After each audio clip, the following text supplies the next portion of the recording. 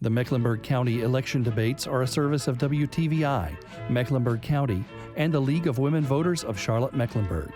The views and opinions expressed in these debates are those of the candidates and do not necessarily represent the views of WTVI, its management, Mecklenburg County, or the League of Women Voters. PBS Charlotte and the League of Women Voters present Election Debate 2016. Hello, I'm Jeff Rivenbark with WTVI PBS Charlotte. Welcome to the Mecklenburg County Commission District 2 Democratic Primary Debate, sponsored by WTVI PBS Charlotte and the League of Women Voters Charlotte-Mecklenburg. In the next 20 minutes, we'll talk with two of the three Democratic candidates running in the Mecklenburg County Commission District 2 primary race. The third candidate, incumbent Vilma D. Leek, was unable to participate in today's debate. Questions for the debate were provided by the League of Women Voters Charlotte-Mecklenburg. The candidates have not seen the questions in advance. I will call on the candidates in random order. They'll have between 30 seconds and a minute to answer each question, and I'll tell you in advance how much time you have to respond to each question. If you would like to challenge your opponent, raise your yellow challenge card. You'll have 30 seconds to respond, and each candidate has 3 challenges during this debate. There are no opening statements, but each candidate will have the opportunity to make a 30-second closing statement. And now, let's meet the candidates in the Mecklenburg County Commissioners District 2 Democratic Primary. The candidates are Lula Duwali and Angela G. Edwards, and we're glad to have you both here. Thank you. Thank you for having me. Okay, for our first question, it's 30 seconds. We're looking for a response. Why are you running for Mecklenburg County Commission District 2? And Lula Duwali, we go to you first. I'm running for Mecklenburg County Commissioner in District 2 because we need epic change here in District 2. There are many resources that we don't have in District 2.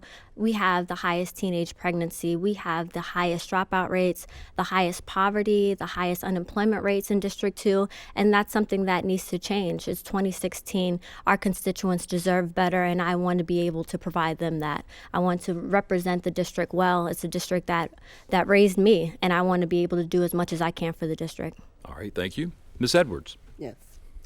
I am running because of who I am now, an overcomer of different circumstances in my life. And I want other people just like me who've been on the food stamps and the welfare and all that stuff to know that they are better than what they think they are. And that who is more better to run and to be seated at the county commission table but us, because we see life every day. We know what's going on. We know that we need a change in our District 2. All right, thank you. Our second question is also a 30-second response. What in your background qualifies you to represent the people of District 2? Angela Edwards. We'll begin with Well, you. for one thing, when I filed, I wasn't a felon, so that lets me know right then I could run. When I paid my money, they didn't say I couldn't run. But like being a citizen of the United States, for 54 years, I've been here in Charlotte, Mecklenburg County. So it's time for me to do something positive for Charlotte, Mecklenburg County. All right, Ms. Duwali. I think I have the best experience to be your next commissioner in District 2. I've been a community organizer here in Charlotte-Mecklenburg for many years, being able to go into the community and do need-based assessments, but also allowing the community to have a voice in their own solutions, making sure that they have input and it's honored and valued. Being a community organizer is something that has prepared me to be a county commissioner, and I think it's given me the best experience in order to represent you well. All right, thank you. Our third question is, in what ways do you think you can better represent this district than current Commissioner Vilma Leek? We begin with Ms. Duwali. In order to represent a district well, you have to be able to be an effective listener. You have to be able to willing to compromise. Being a community organizer, like I said, I've been able to go into these communities and I've been able to listen to the concerns of the community. I don't think that's being done right now. I want to make sure that the community is running with me in this process, making sure that they're valued in the political process and making sure that their concerns are heard and making sure that we have those solutions and their input is valued within that.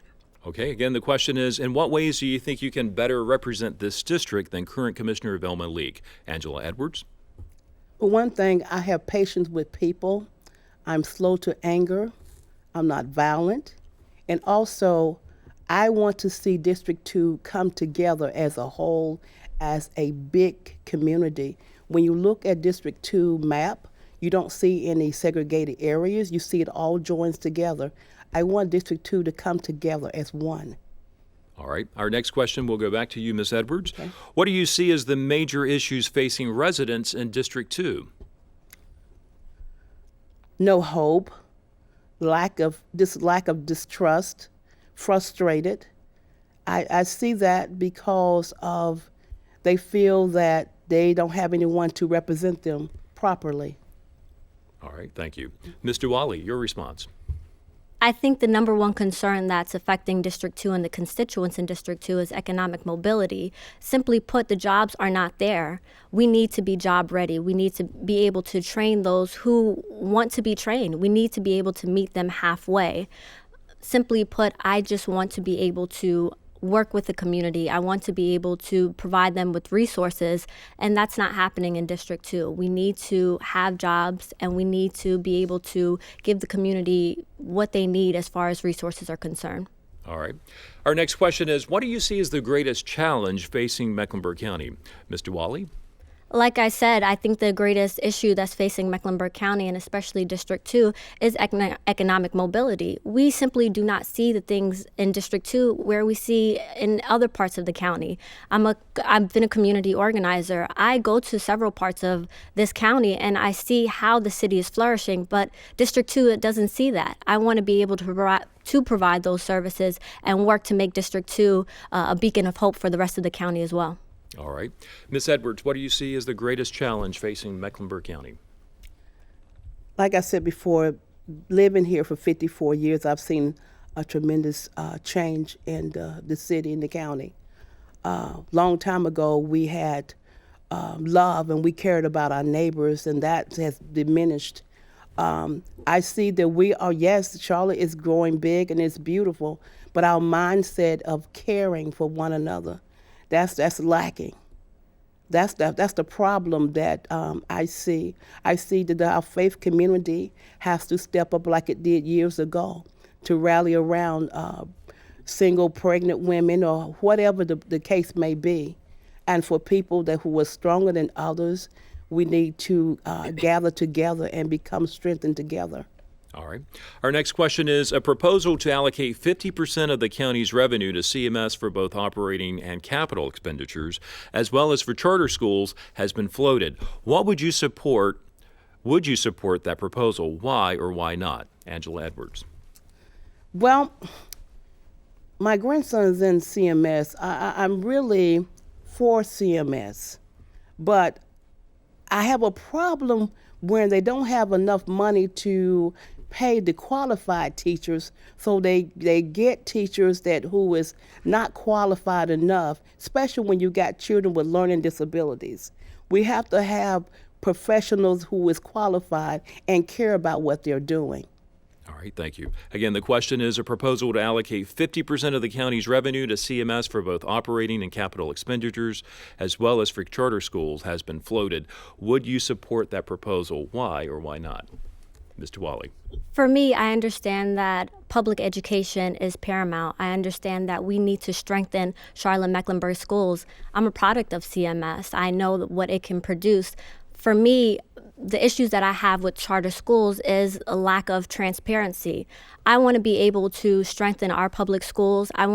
It's important that we put our teachers first as well. When we're talking about teachers' pay, we can't simply say that we're putting students first if we don't put teachers first. We need to focus on teachers' pay. We need to focus on strengthening CMS. I want to be able to focus on that rather than charter schools at this moment. All right, thank you. And that leads us into our next question. Teacher pay in North Carolina has dropped to one of the lowest in the country, and there is concern that effective teachers are leaving the state. Do you support an increase in the county's supplement to teacher pay in order to reverse that trend? Ms. Duwali. So we have to look at the General Assembly to make sure that the teachers are getting paid what they deserve. I believe it's paramount that we pay teachers because they have our next generation in their hands. They have our students, our children's futures in their hands. There's only so much that the county can do as far as teachers' pay is concerned. But with the General Assembly, I think that it's important that county officials work with Mecklenburg County legislators in Raleigh, making sure that we're working hand in hand to make sure teachers are getting what they need, and ultimately students are getting what they need here in Charlotte-Mecklenburg. All right, thank you. Ms. Edwards, your response. Give me that question again. Yeah, the question is, teacher pay in North Carolina has dropped to one of the lowest in the country, and there is concern that effective teachers are leaving the state. Do you support an increase in the county supplement to teacher pay in order to reverse that trend? Yes, I do. I definitely do. With more money, we will have professional teachers, and we will have less children dropping out. So I definitely do support that. All right. Our next question is, the median wage in Mecklenburg County fell by almost 8% over the last 5 years, greater than the national average. What economic development solutions will you promote to address this decline? Angela Edwards. Well, I'm not sure the county commission had anything to do with that, but if they can, we definitely need to have the people making at least $10 an hour so that they're able to take care of their housing. A lot of people today are staying with uncles or whoever because they cannot afford just on one paycheck to live in one house.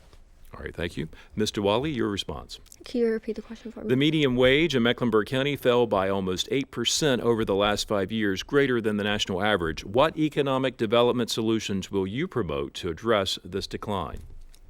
So for me, one thing that's most important is that we have job training. We have resources from the county that provide that training as well as other services in District 2. We simply aren't seeing that today. I want to be able to focus on that, making sure the resources are going to communities that are most in need. And for me, that lies with job training, because simply the jobs will not come if we're not job ready. Thank you. Our next question is, do you support a minimum wage in Mecklenburg County, a minimum wage increase in Mecklenburg County? If so, what would that be? Mr. Wally. I do support the Fight for 15. I do support minimum wage increases here in Charlotte-Mecklenburg. I think it's paramount. I think we need to focus on raising the minimum wage so we can focus on an economic mobility here in Charlotte-Mecklenburg. We've all seen the study here, and unfortunately the people that they're talking about in that study live in District 2. We need to be able to make sure that they are able to pull themselves up by their own bootstraps, and that starts with raising the minimum wage. All right, and the question now goes to Angela Edwards. Do you support a minimum wage increase in Mecklenburg County? If so, and what would that be? Yes, I do. It has to be high enough so that people who was receiving food stamps wouldn't even have to get food stamps anymore. Because I want to say one thing, as being a recipient of food stamps, it's not a thing to be proud of, but you have to do what you got to do. So if we had enough money coming in to take care of our household, then we can leave those things alone, and then that money could be used for other things. All right, thank you.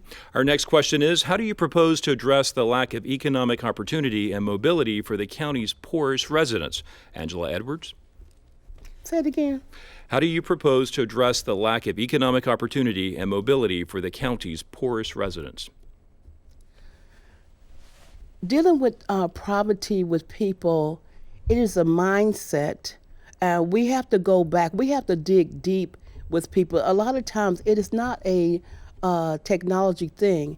It is digging deep back into the people's life, their family, the grandparents' life, however that was. And that's the part where the faith community can help someone to search their souls and seeing where did they go wrong in getting that way. And then also, how can we positively get out? All right, thank you. Mr. Wally, your response. I believe that we need to educate the community. I believe by using resources at the county level to make sure that these communities understand what resources the county provides and how we can best benefit them. For me, being a community organizer means going into these communities, and I understand that education is the cornerstone to empowering their communities. So for me, that's where that would lie. I would be able to go into these communities, help them better themselves by understanding and educating them on what they can do for themselves, as well as what I can do for them as their next county commissioner in District 2. All right, thank you. Our next question also goes back to Ms. Diwali. How can you make sure you are knowledgeable about all issues in the county and not just the ones in District 2? I think that goes back to being able to work well with others, being open to listening. And that, for me, being able to go to county employees, staff members, other county commissioners. I am a first-time candidate, but being able to go into these different circles and speaking to different people who have been around, people who are knowledgeable, and making sure that I'm able to listen to them and understand their experiences and what they can teach me, as well as what I can bring to the board. Being able to be open and listening to other people's concerns and understanding and acknowledging what I don't know in order to learn and grow and best represent District 2. All right, thank you. Again, the question is, how can you make sure you are knowledgeable about all issues in the county and not just the ones in District 2? Angela? Well, of course, I can't be everywhere at one time, but I can make sure I go around the city in the different districts in the county. Also having other people to be my ears and my eyes for me so that I could know that way. But the main thing is I have to know what is going on in the county so I can be able to help. All right, thank you. And now it's time for our 30-second closing statements, and we will begin with Angela G. Edwards. I just want everybody to know that, yes, I'm inexperienced, but in 54 years, I've learned a lot, I've seen a lot. And I do know that we need each other. And I want to leave you with this statement. It is, together we stand and divided we fall. Thank you, Ms. Edwards. And now for the closing statement from Lula Diwali. I'm running because I'm answering a community need. District 2 is a tale of two communities where we have extreme prosperity, but we also have extreme poverty. In 2016, we need to be able to meet our constituents halfway, making sure that we're helping them help themselves. Our elected officials should be the best of us, but they shouldn't forget that they're one of us. I am one of you. I am a community organizer. I've also been third vice chair with the Mecklenburg County Democratic Party. My work starts in the community. It will continue in the community. District 2 raised me, and I'm excited, and I need your support and your vote to become your next county commissioner in District 2. All right, thank you. And again, thanks to the Democratic primary candidates in the Mecklenburg County Commissioners District 2 race for taking part in this debate. And for more information about the League of Women Voters Charlotte-Mecklenburg, go to goleaguego.org. And we want to remind you that early voting begins March 3rd, and the primary will be a little bit earlier this year on Tuesday, March the 15th. So please be sure to get out and vote. It really matters so much. Thanks for watching.